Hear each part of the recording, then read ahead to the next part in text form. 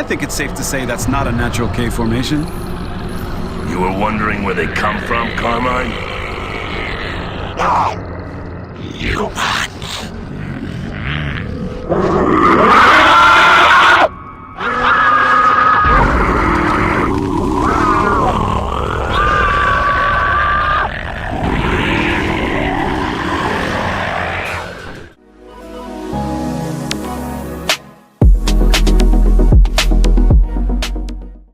Yo, how's it going guys? It's Abs here and welcome back to another Gears of War lore video.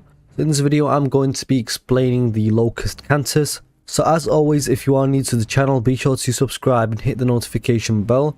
That way you don't miss another lore video. And yeah, let's dive straight into it.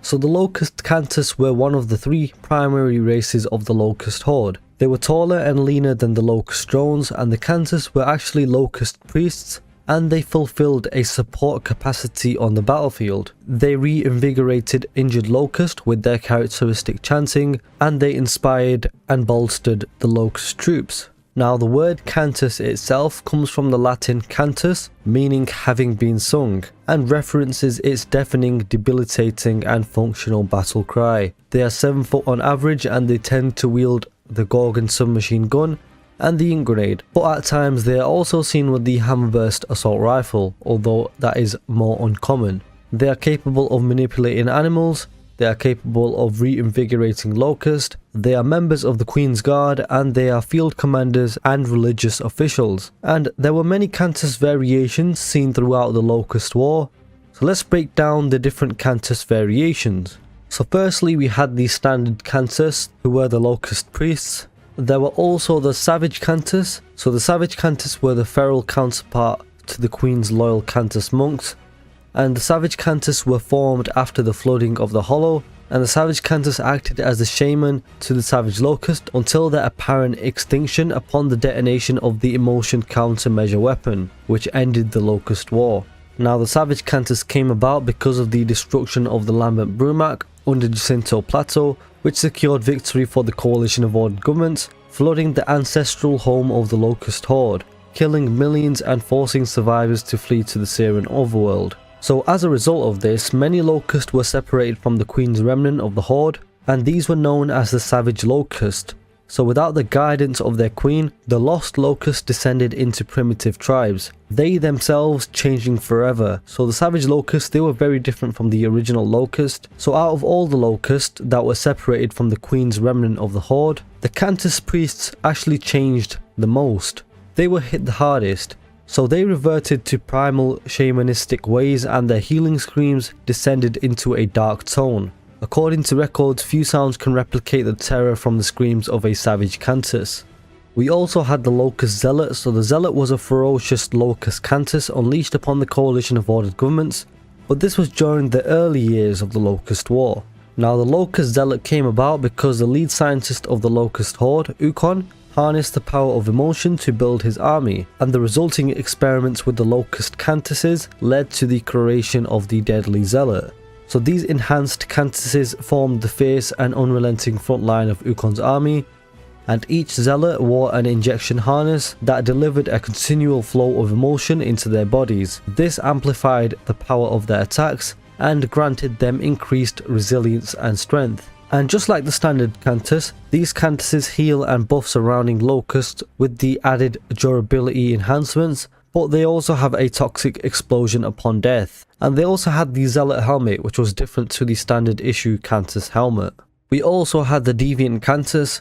So the Deviant Kantus was a regular Kantus, but was another Kantus that was experimented on by the Locust geneticist Ukon, who was continuing his experimentation by harnessing the power of emotion. So like I said, he found that controlled injections of emotion into his foot soldiers resulted in highly powerful units like the Zealots. But of course, as Ukon was experimenting with emotion, not every experiment had perfect results. So these were the Deviant Kantus, and they were more powerful and savage, but they were a lot less obedient. So although they were more powerful and savage, they were likely very difficult to control.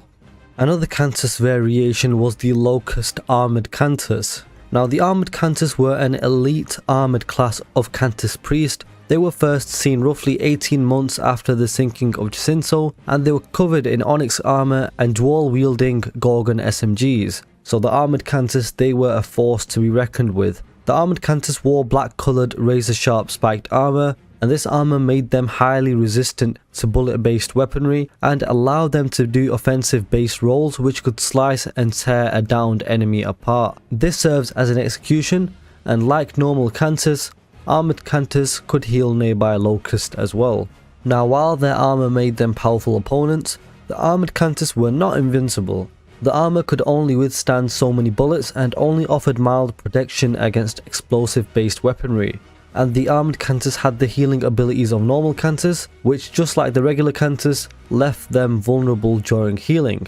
Also, just like the Savage Kantus, the Armored Kantus were seen after the flooding of Jacinto, but the Armored Kantus were affiliated with the Queen, whereas the Savage Kantus were not affiliated with the Queen. And the regular Kantus only use a single Gorgon SMG, whereas the Armored Kantus actually attack with dual-wielded Gorgon SMGs, which is actually pretty deadly. And they can also roll into a ball, dealing damage to enemies in their path, which is pretty crazy. And although the Armored Kantus were not invincible, they had extreme durability, and so they had the surprising ability to withstand a small to medium sized blast from a focused Hammer of Dawn strike. Although they will still be injured slightly and knocked down similar to when they are hit by other explosive weaponry, this proved that the Armored Kantus were a force to be reckoned with and are much more difficult to kill compared to the regular Locust Kantus. Now we've spoken about the Kantus and the Kantus variations, but there are also notable Kantus in the Locust army. Notable Kantus as in high-ranking Kantus in the Locust army. So first up we have Skorge, and Skorge was the High Priest of the Kantus. His personal equipment consisted of ink grenades, a Gorgon burst pistol, and his personal chainsaw staff, which had chainsaws on each end. Like his Kantus monks, he used his vocal cords to communicate with rockworms, and even the riftworm, which he led to destroy the cities of Tolan, Montevado, and Ilima. He could summon tickers and could even perform incredibly high jumps, displaying great agility, and he also had a personal Hydra as his mount. But Skorge was unfortunately killed when Delta Squad, who were riding Reavers, destroyed his Hydra, sending him falling a great height to his death. Now if you'd like to know the full story of Skorge, I have a video on my channel of the full story of Skorge. I definitely recommend watching that, and I will leave that link in the description, so get the popcorn ready for that one. It's about a 30-minute video and I think you'll enjoy it. So moving on, we also have Ketor Vrol. Now Ketor Vrol was the High Priest of the Trinity of Worms and member of the Locust Council. He served as High Priest during the Lambent War and the early Locust War. Vrol was Queen Myrrah's advisor on all religious matters relating to the Trinity of Worms, and in essence he was essentially the High Priest before Skorge, and during the Lambent War he seemed to be quite an old Kantus in age.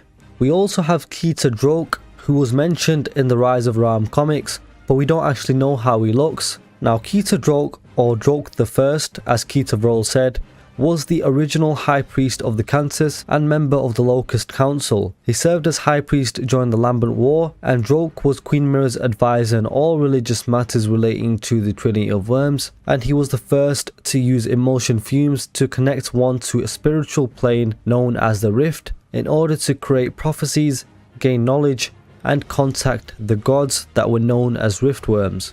Now Ketor Vrol was the first Locust to assume the role as Ketor, so High Priest of the Trinity of the Worms, which was the holy religion of the Locust Horde, and his work was written into detail for future High Priests like Ketor Vrol and Ketor Skorge to study and practice. Now Ketor Vrol eventually died and was succeeded by Ketor Vrol, and we don't know how Ketor Vrol actually died and when he died, but he was succeeded by Ketor Vrol, and Ketor Vrol was succeeded by Ketor Skorge, if that makes sense.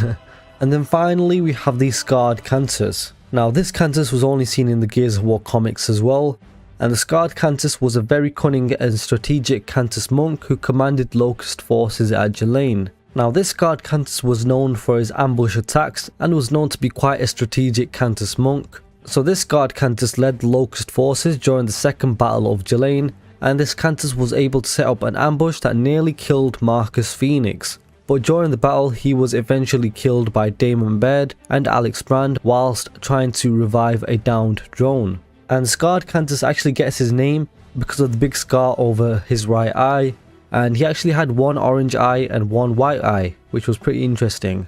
But there you have it guys, that's the Locust Kantus in Gears of War explained. So if you did enjoy this video, be sure to drop a like and comment down below what you think of the Locust Kantus, the Priests of the Locust Army, and subscribe if you enjoyed the video for more similar content. I hope you guys have a nice day, and I will catch you on the next one.